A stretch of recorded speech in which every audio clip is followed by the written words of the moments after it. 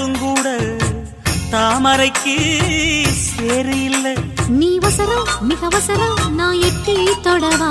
அடிக்கடியே இளங்கொடியே நான் மடிமேல் விழவா.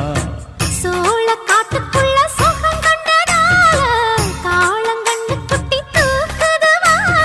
மாமனுக்கு தாங்கவில்லை, இனி மாறாப்புக்கு வேலை இல்லை.